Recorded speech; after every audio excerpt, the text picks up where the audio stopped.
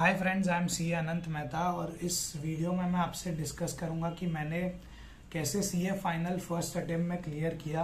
This November 24 attempt I clear my CA final with a score of 409 out of 600। तो मैं अपनी पूरी strategy, अपना पूरे पाथ और मैंने जिन जिन प्रोफेसर्स के लेक्चर्स लिए थे मैं आपको सब डिस्कस करूंगा, ठीक है। तो मैंने सीए इंटर मैंने नवंबर 21 में क्लियर किया था। तो उसका एक्चुअली दिसंबर 21 में अटेम्प्ट हुआ था बिकॉज ऑफ कोविड। उसका रिजल्ट फेब एंड तक आया था and I joined articleship by March last week के अराउंड मैंने आर्टिकलशिप ज्वाइन कर ली थी।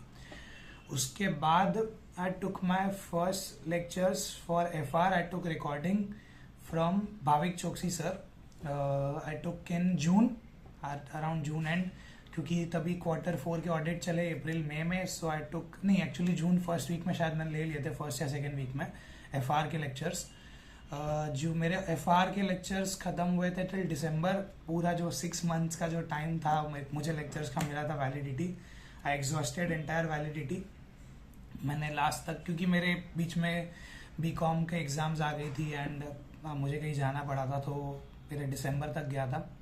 उसके बाद मुझे एक्चुअली एएफएम फिजिकल लेना था। I didn't want to take recorded lectures, क्योंकि सीए फाउंडेशन, सीए इंटर हमने रिकॉर्डिंग से पढ़ा था and CA foundation first time था हमारे लिए। उसके पहले हमने पूरा फिजिकल किया था।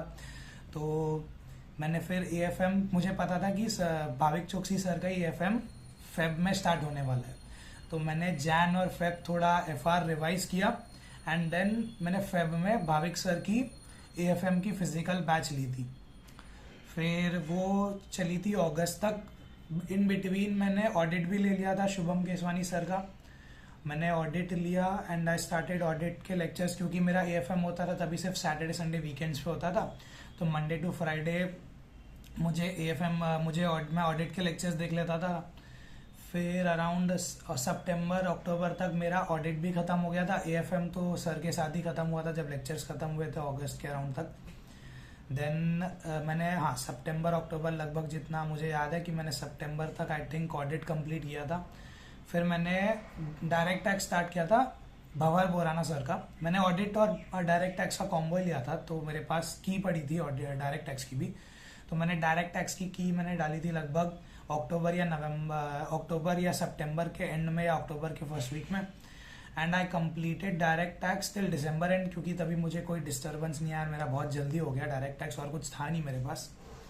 उसके बाद मैंने इनडायरेक्ट टैक्स लिया था एंड आई थिंक मैंने Q4 जब स्टार्ट हुआ था मेरा आर्टिकलशिप के लास्ट ईयर का Q4, तब मेरा शायद तब तक मेरा इनडायरेक्ट टैक्स के उसके पहले लेक्चर्स खत्म हो गए थे एंड एसएफएम की मैंने रिवीजन स्टार्ट कर दी थी जब मेरा Q4 चल रहा था। और जब तक मेरा Q4 की ऑडिट पूरी खत्म हो गई थी तब तक मैंने एसएफएम की एक रिवीजन भी कर दी थी, ठीक है। I was this disciplined.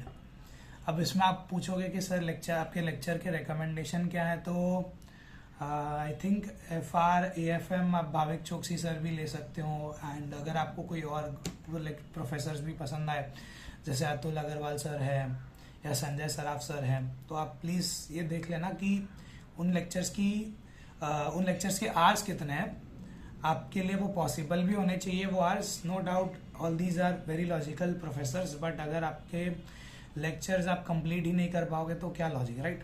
तो आप देख लेना कि आपको लेक्चर्स के आवर्स कितने, आप वो कंप्लीट कर पाओगे नहीं कर पाओगे। आप एक एक डेमो देख लेना सब सर्स के, कि आपको वो कॉन्सेप्चुअल अंडरस्टैंडिंग जो आपको चाहिए या आपको जो भी आप एक लेक्चर से एक्सपेक्ट करते हो वो आपको मिल रहा है या नहीं मिल रहा है। सेम गोज फॉर ऑडिट मतलब अब तो अंकुश चिरीमार सर भी आ गए हैं जितना मुझे पता है, शुभम केसवानी सर भी है, मुंबई में भी प्रग्नेश सर है, वैसे बहुत सारे प्रोफेसर्स हैं। आप इन सब के डेमो देख लीजिए, इन सब के नोट्स देख लीजिए। ऑडिट में मोस्ट इम्पॉर्टेंट है कि नोट्स कैसे हैं, राइट। अगर नोट्स अच्छे नहीं होगी, क्योंकि देखो जेन्युइनली बताऊं मैं आपको, आप audit FR AFM to some extent direct tax आप स्टडी लीव तक भूल जाओगे कि आपने क्या लेक्चर्स देखा था, आपने क्या पढ़ा था, ठीक है। उसके बाद जो आपका होने वाला है वो आपकी सेल्फ स्टडी होने वाली है, self study from the notes, जो भी आपके पास नोट्स है उससे होने वाली है। तो ऑडिट में तो आप इनफैक्ट अगर आप शायद नोट्स भी ले लोगे तो भी आपका ऑडिट क्लियर करने का चांस है। Just be sure that you have good notes, you have confidence in the notes which you have. ठीक है, जो भी नोट्स आपके पास होंगे उस पर आपको 100% कॉन्फिडेंस होना चाहिए कि इस नोट से मैं क्लियर कर पाऊंगा। ठीक है, उसके बाद डायरेक्ट टैक्स की बात करें तो डायरेक्ट टैक्स में भंवर सर मैंने लिया था, मुझे भंवर सर पे भी पूरा कॉन्फिडेंस था, बट स्टिल मुझे कुछ चीज़ें जो मेमोराइज करनी थी जैसे, और डायरेक्ट टैक्स की पेनल्टीज को मेमोराइज करनी थी या कुछ करनी थी, तो मैं यश खंडेलवाल सर के लेक्चर्स भी देखता था यूट्यूब पे, जिससे मेरा डायरेक्ट टैक्स जो है वो थोड़ा स्ट्रांग हो गया। पेनल्टीज में इनफैक्ट अगर आप नवंबर 24 का पेपर देखोगे तो 8 to 10 मार्क्स की पेनल्टीज के क्वेश्चंस आए थे, इंक्लूडिंग MCQs एंड पेपर के बीच में भी आई थी, तो उससे मेरा बहुत अच्छे से पेनल्टीज अच्छा हो गया था, तो I could easily right answers for penalties and I score good marks in penalties. उसके अलावा इनडायरेक्ट टैक्स में तो मैंने शायद यशवंत मंगल सर के अलावा कुछ नहीं देखा था। यशवंत मंगल सर का नोट्स देखा था, यशवंत मंगल सर के लेक्चर्स देखे थे, यशवंत मंगल सर के रिवीजन लेक्चर्स देखे थे, और इन डिटेल अगर आपको सब्जेक्ट वाइज स्ट्रैटेजी चाहिए तो मैं वो भी अपलोड कर दूंगा यूट्यूब पे अगर मुझे टाइम मिला तो। एंड मेरी पेपर के डिस्क्रिप्टिव पार्ट के RTI के लिंक्स मैं आपको डिस्क्रिप्शन में दे दूंगा। उसके अलावा अगर आपको कुछ भी डाउट है, कुछ भी क्वेरीज हैं, तो मैं अपना टेलीग्राम चैनल क्रिएट कर रहा हूँ, उसका लिंक भी मैं आपको डिस्क्रिप्शन में दे दूंगा, आप उस पर ज्वाइन करके मुझे डाउट पूछ सकते हैं। अभी तो ज़्यादा ट्रैक्शन भी नहीं होगा उस पर, तो आप पूछेंगे तो शायद मैं बहुत जल्दी आपको रिप्लाई कर दूंगा। एंड या तो बेस्ट ऑफ लक जब भी आपका अटेम्प्ट है। I hope you also clear with good marks, may be even score rank, right? So good luck. या